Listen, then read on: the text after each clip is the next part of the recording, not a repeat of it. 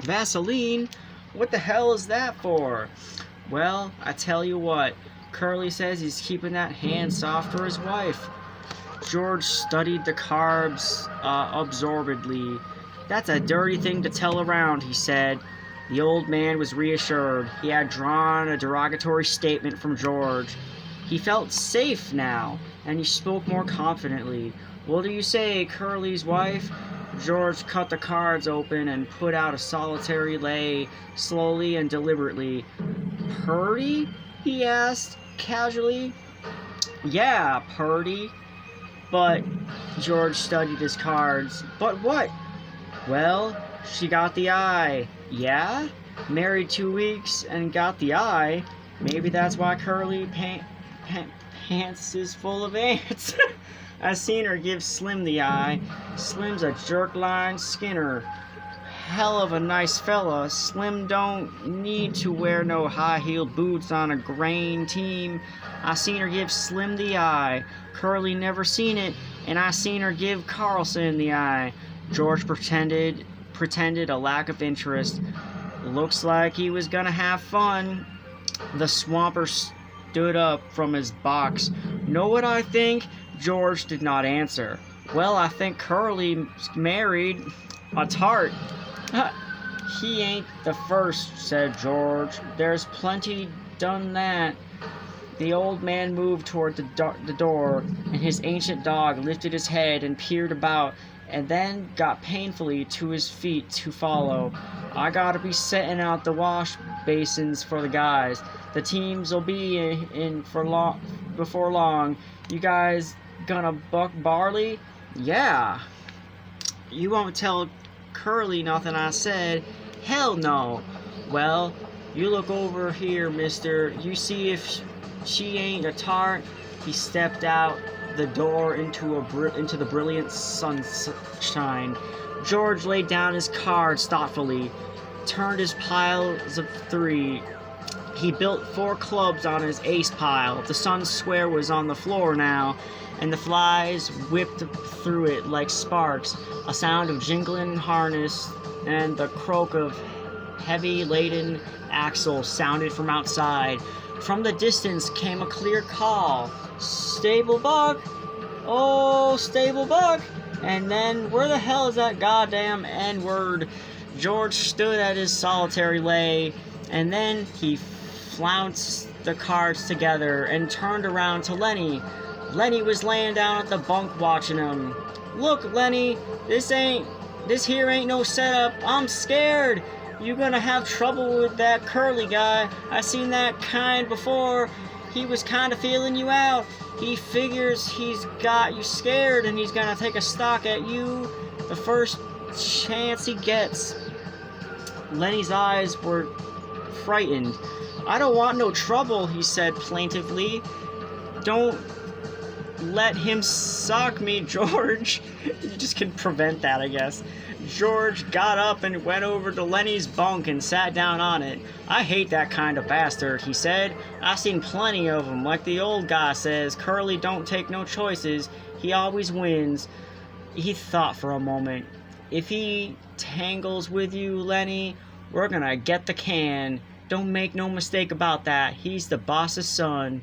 Look, Lenny, you try to keep away from him, will you? Don't never speak to him. If he comes in here, you move clear to the other side of the room. Will you do that, Lenny? I don't want no trouble, Lenny Morn. I never done nothing to him. Well, that won't do you no good if Curly wants to plug himself up for a fighter. Just don't have nothing to do with him, will you remember? Sure, George. I ain't gonna say a word. The sound of the approaching grain team was louder, then a big hooves on the hard ground, drag of brakes, and the jingle of chains. Men were calling back and forth from the teams. George, sitting on the bunk beside Lenny, frowned as he thought. Lenny asked timidly, "You ain't mad, George?" "I ain't mad at you. I'm mad at this here Curly bastard. I hope he was gonna get a little stake together, maybe $100. His tone grew divisive. You keep away from Curly, Lenny. Sure I will, George. I won't say a word. Don't let him pull you in, but if the son of a bitch socks you, let him have it. Let him have what, George? Never mind, never mind. I'll tell you when. I hate that kind of guy. Look, Lenny, if you get in any kind of trouble, you remember what I told you? Lenny raised up his elbow, his face contorted with thought. Then his eyes moved sadly to George's face. If I get in any trouble, you ain't gonna let me tend the rabbits. That's not what I meant. You remember where we slept last night down the river? Yeah, I remember. Oh, sure I remember. I go there and hide in the brush. Hide until I come for you. Don't let anyone see you. Hide in the brush by the river. Say that over. Hide in the brush by the river. Down in the brush by the river. If I get in trouble, a brave screeching outside. A call came. Stable bug! Oh, stable bug! George said, say it over to yourself, Lenny, so you won't forget it. Both men glanced up from the rectangle of sunshine in the doorway. A girl was standing there looking in. She had full, rough lips and wide spaced eyes, heavily made up. Wow. Her fingernails were red. Her hair hung in little rolled clusters, like sausages. She wore a cotton house dress and red mules, on the insteps of which were little bouquets of red ostrich feathers. I'm looking for Curly, she said. Her voice had a nasal, brittle quality. George looked away from her and then back. He was here a minute ago, but he went. Oh! She put her hands behind her back and leaned against the doorframe so that her body was thrown forward. You're a new fella that just came, ain't ya? Yeah. Lenny's eyes moved down over her body, and though she did not seem to be looking at Lenny, she bridled a little. She looked at her fingernails. Sometimes Curly's in here, she explained. George said briskly, well, he ain't now. If he ain't, I guess I better look someplace else, she said playfully. Lenny watched her, fascinated. George said, if I see him, I'll pass the word you was looking for him.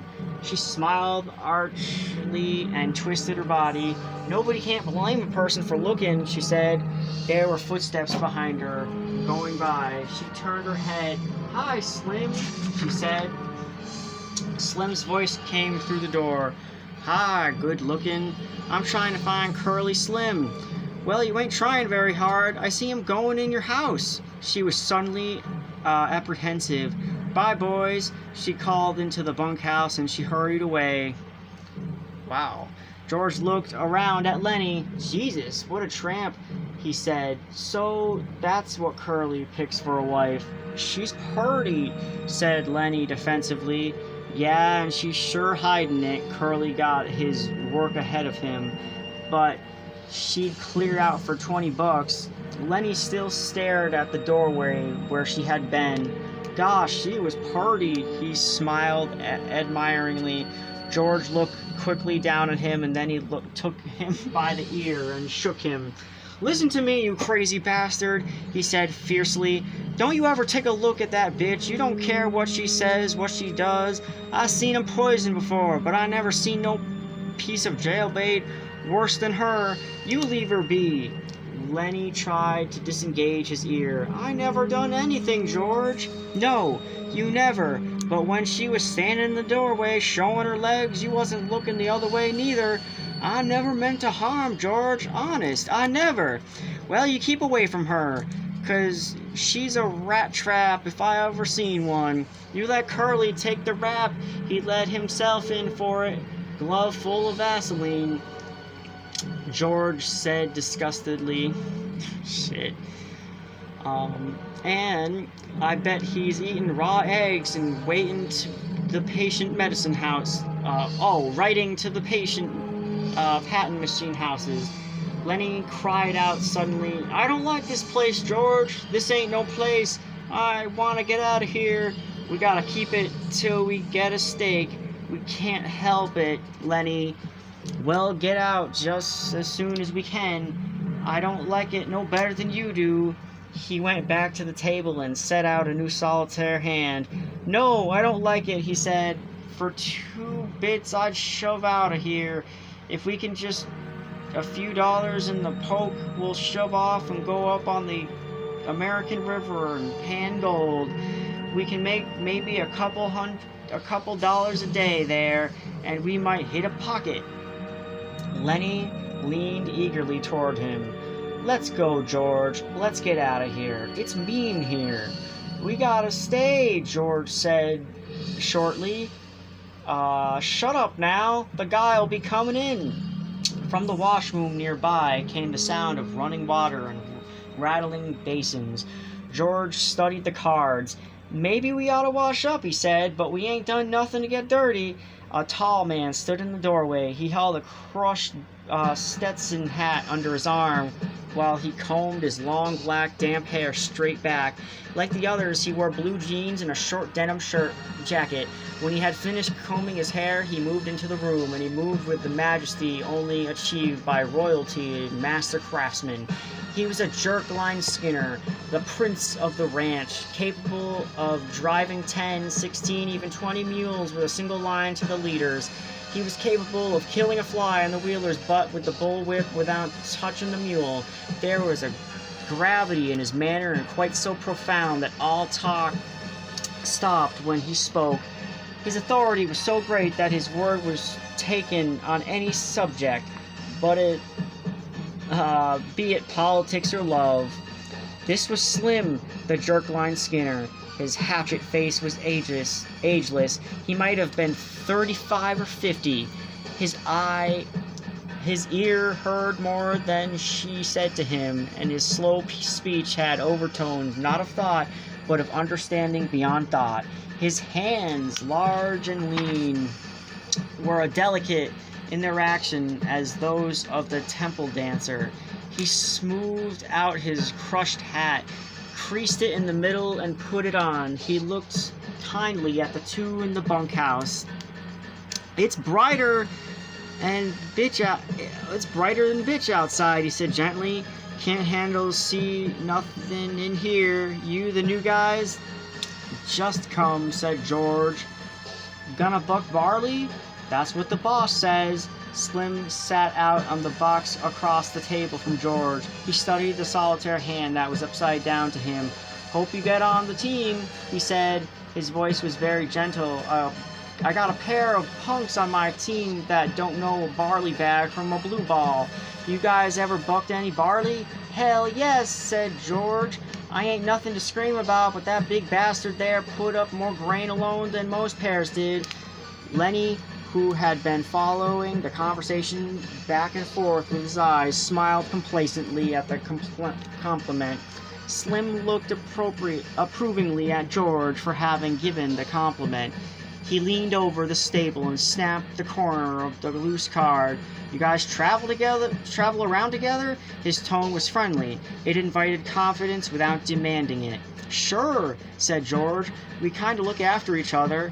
He indicated Lenny was his thumb. "He ain't bright. Hell of a good worker, though. Hell of a nice fella, but he ain't bright. I've known him for a long time." Slim looked through George and beyond him. "Ain't many guys travel around together," he mused. "I don't know why. Maybe everybody in the whole damn town is scared of each other."